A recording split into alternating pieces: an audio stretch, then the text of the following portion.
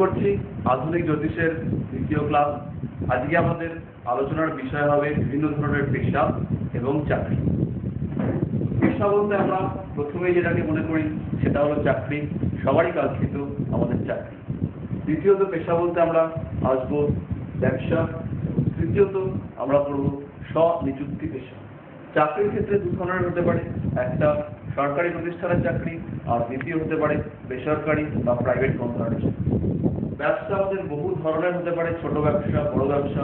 ব্যবসার পণ্য বা কিসের ব্যবসা করছি সেই দিক থেকেও আমরা ব্যবসাকে অনেক ধরনের শ্রেণীতে ভাগ করতে পারি। আর স্বনিযুক্তি পেশা হল বিভিন্ন ধরনের পেশা যাতে আমরা নিজেরাই নিজেদেরকে নিযুক্ত করি। যেমন ডাক্তারি হতে পারে, যেমন শিক্ষকতা হতে পারে, যেমন হতে পারে আমাদের আর্টিস্ট, যেমন হতে পারে আমাদের সঙ্গীতজ্ঞ, উকিল, এরা সবাই স্বনিযুক্তি পেশার মধ্যে। প্রথমে আমরা চলে আসি আজকের আলোচ্য বিষয় অর্থাৎ চাকরি। আজকে আমরা মূলত সরকারি এবং বেসরকারি চাকরি সংক্রান্ত বিষয়ে আলোচনা করব। কোন জাতকের জন্মছকে কি যোগ বা কম্বিনেশন হলে তার সরকারি চাকরি হতে পারে, আর কি কম্বিনেশন হলে তার বেসরকারি চাকরি হতে পারে, কি ধরনের কম্বিনেশন থাকলে সে শিক্ষকতা পেশায় যেতে পারবে, বা কি ধরনের কম্বিনেশন থাকলে সে সরকারি চাকরির ক্ষেত্রে উচ্চ পদে আসীন হতে পারবে, অথবা কি ধরনের কম্বিনেশন থাকলে সে বেসরকারি সংস্থায় বেশ পদে ম্যানেজমেন্ট র্যাঙ্কে চাকরি করতে পারবে। প্রথমেই আসি চাকরি শব্দটার উৎপত্তি চাকর শব্দের থেকে। চাকর শব্দের অর্থ হচ্ছে দাসত্ব করা বা কারোর কথা শুনে কাজ করা। চাকরি করতে হলে প্রথমেই জাতকের চাকর বা দাসত্ব করবার মানসিকতা থাকতে হবে, কারণ কারোর আজ্ঞাবহ হওয়ার একটা টেন্ডেন্সি থাকতে হবে, কারোর উপরে ডিপেন্ড করার একটা টেন্ডেন্সি থাকতে হবে। চাকরি বা দাসত্ব ক্ষেত্রে আমাদের বিচার্য ভাব হলো ষষ্ঠ ভাব। আর জাতক কিভাবে নিজেকে প্রতিষ্ঠিত করবে, অর্থাৎ জাতকের জীবনের সাফল্য কোথায় আসবে, জাতকের জীবনের কর্মভাব, সেটা হলো তার দশম ভাব। অর্থাৎ যদি ষষ্ঠ ভাবের সঙ্গে দশম ভাব বা ভাবাধিপতির কোনো সম্পর্ক সৃষ্টি হয়, সেক্ষেত্রে আমরা মোটামুটিভাবে ধারণা করতে পারি যে জাতক একটা চাকরি করবে। বা যদি কোনোভাবে ষষ্ঠপতি লগ্নপতি দশমপতির মধ্যে রিলেশন হয়, অথবা কোনোভাবে ষষ্ঠপতির সঙ্গে নবমপতি বা একাদশপতির রিলেশন হয়, সেক্ষেত্রে আমরা বলতে পারি যে জাতক চাকরির দ্বারা নিজেকে সুপ্রতিষ্ঠিত করবে। লগ্নের সঙ্গে যদি দশমপতির কোনো যোগাযোগ হয় বা লগ্নের সঙ্গে ষষ্ঠপতির কোনো নিগুড় সম্পর্ক থাকে, সেক্ষেত্রেও আমরা বলতে পারি যে জাতক চাকরি করবে। আর এর সঙ্গে অবশ্যই আমাদের দেখতে হবে যে জাতকের লগ্ন যেন সবল হয়। আমরা একটা উদাহরণস্বরূপ একটা ছকে আসি। এক্ষেত্রে জাতকের লগ্ন কর্কট, রাশি তুলা, লগ্নপতি চন্দ্র বসে আছে লগ্নের সাপেক্ষে চতুর্থে বসে লগ্নের দশম ভাবকে দৃষ্টি দিচ্ছে। লগ্নপতি চন্দ্র চতুর্থে বসে সপ্তম দৃষ্টিতে দশম ভাবকে দিচ্ছে। অর্থাৎ চাকরি করবার ক্ষেত্রে বা চাকরি প্রাপ্তির ক্ষেত্রে জাতককে আমরা +1 দিয়ে রাখছি। দ্বিতীয়ত আমরা চলে আসছি ষষ্ঠ লগ্নের ষষ্ঠ ভাব 1, 1, 2, 3, 4, 5, 6 ষষ্ঠ ভাব অর্থাৎ ধনুর অধিপতি বৃহস্পতি বসে আছে দ্বিতীয়ায় বসে তার নবম দৃষ্টিতে দেখছে দশম ভাব। এক্ষেত্রে ষষ্ঠপতি এবং দশমপতির সরাসরি বা ষষ্ঠপতির দশম ভাবের উপর সরাসরি দৃষ্টি নিক্ষেপ হয়, জাতকের চাকরির ক্ষেত্রে আমরা আরো 1 যোগ করতে পারি।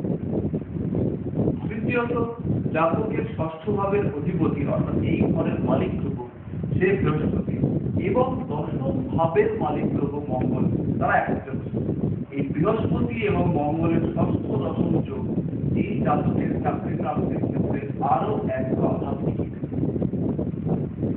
চতুর্থত আমরা বলতে পারি দাসত্বের কারক গ্রহ অর্থাৎ দাসত্ব বিষয়ক মানসিকতার সৃষ্টির কারক গ্রহ অর্থাৎ শনি, সেই শনি জাতকের নবম ভাবকে, এই শনি জাতকের নবম ভাবকে দেখায় জাতকের লগ্নের সাপেক্ষে তৃতীয়ত শনি অর্থাৎ দাসত্বের একটি কারক গ্রহ শনি সে নবম ভাবকে দেখায়।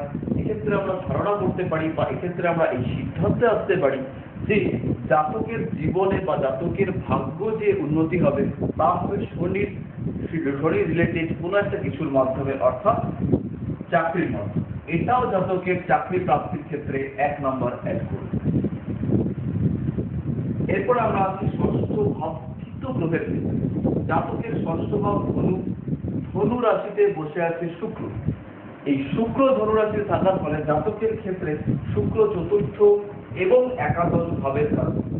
একাদশ ভাবের কারক শুক্র ধনু রাশিতে বসে থাকায় সেক্ষেত্রে ধনুরাশি জাতকের ষষ্ঠ ভাব। এই শুক্রের ধনুরাশিতে অবস্থান অর্থাৎ জাতকের যে আয় হবে তা জাতকের ষষ্ঠ ভাব সংক্রান্ত ক্ষেত্র সাহায্যে অর্থাৎ দাসত্বের মাধ্যমে সেই ক্ষেত্রেও জাতকের চাকরি প্রাপ্তির সম্ভাবনা বৃদ্ধি পায়। এক্ষেত্রে আমরা আরো 1 নম্বর। এবার আমাদের প্রশ্ন আসতে পারে যে এই জাতককে চাকরি করতে রাজনৈতিক বিচারে না গিয়েও আমরা বুঝতে পারছি যে চাকরি প্রাপ্তির সকল সম্ভাবনা এই জাতকের জন্মছকে মধ্যে। এবার প্রশ্ন আপনাদের আসছে যে এই জাতকের চাকরি করবে এই চাকরিটা কি সরকারি চাকরি না এই চাকরিটা হবে বেসরকারি চাকরি।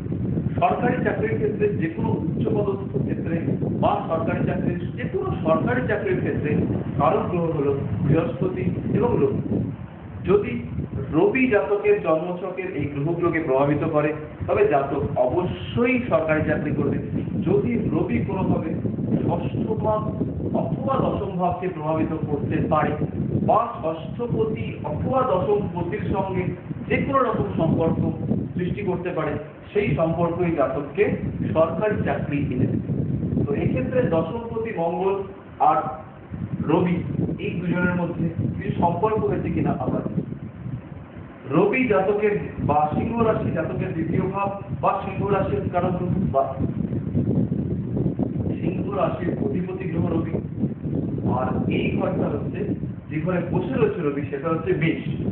মেষের অধিপতি মঙ্গল বসে রয়েছে সিংহে, সিংহের অধিপতি রবি বসে রয়েছে মেষ। বৃশ্চিকের অধিপতি মঙ্গল বসে রয়েছে সিংহে আর সিংহের অধিপতি রবি বসে রয়েছে মঙ্গলের ঘরে অর্থাৎ বৃশ্চিক।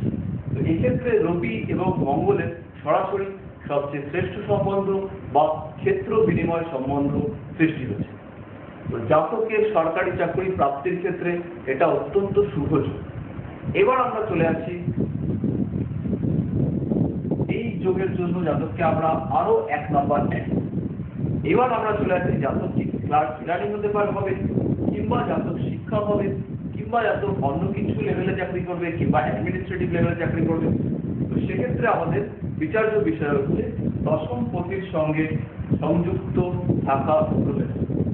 প্রথমে আমরা দেখি দশম পতিকে এক্ষেত্রে দশম পতি লগ্নের দশম ভাব মঙ্গল ভাবের অধিপতি মঙ্গল মেষ রাশির অধিপতি মঙ্গল বসে রয়েছে লগ্নের সাপেক্ষে বিদ্যা অর্থাৎ জাতক চাকরির মাধ্যমে প্রভূত অর্থ উপার্জন করবে। মঙ্গলের সঙ্গে যুক্ত গ্রহ বৃহস্পতি, মঙ্গলের সঙ্গে যুক্ত গ্রহ রাহু।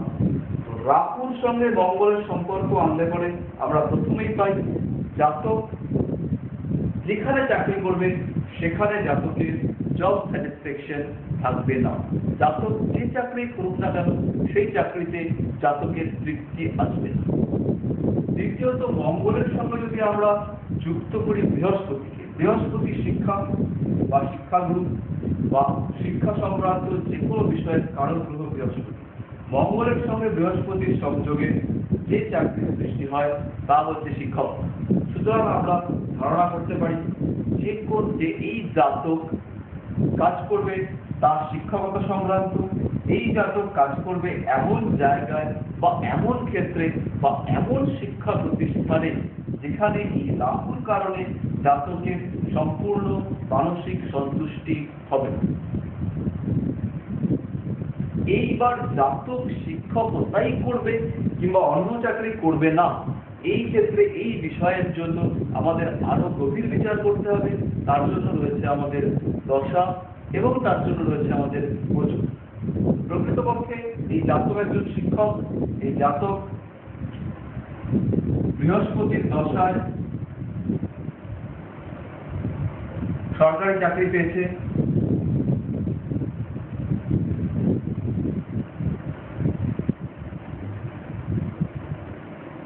বৃহস্পতির দশায় যেহেতু এই জাতক চাকরি পেয়েছে, সেই কারণেই জাতকের এই চাকরি হয়েছে সরকারি চাকরি। এবার আমাদের প্রশ্ন আসতে পারে যে এই জাতক কি ব্যবসা করতে পারে? চাকরি তো এই জাতক করছেই, এই জাতকের মধ্যে ব্যবসা করার সম্ভাবনা কতটা রয়েছে এবং ব্যবসা করলেও সেই ব্যবসা কি সংক্রান্ত হবে?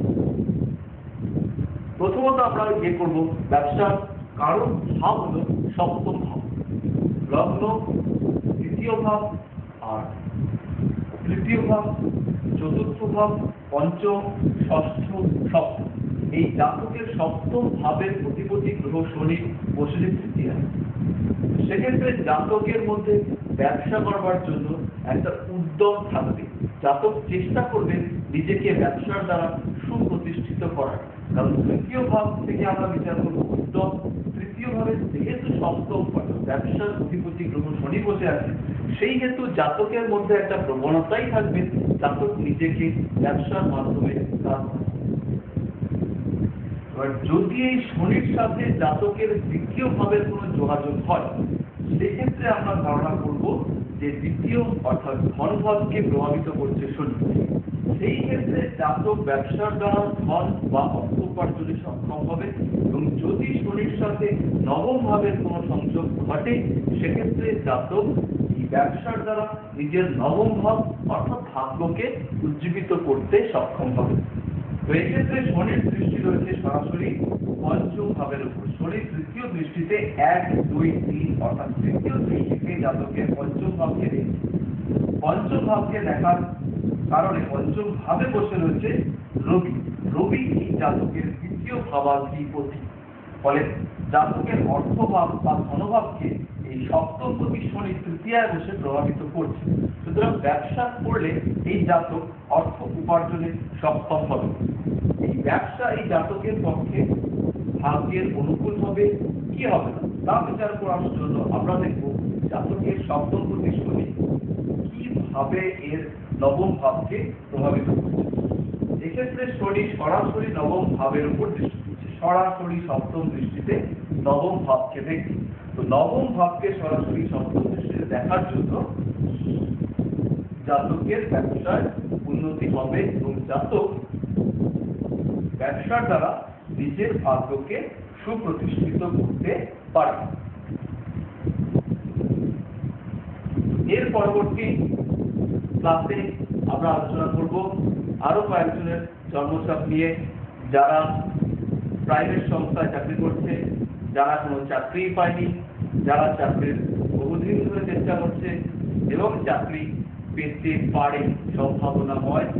তো আজকে এই পর্যন্ত দেখে এখানে আমরা আজকে শেষ করছি।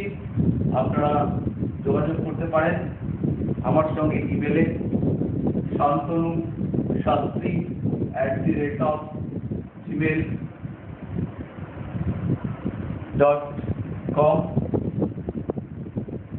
আপনারা রিপ্লাই পাঠান, আমরা অবশ্যই তার উত্তর দেব। আজকের জন্য নমস্কার এবং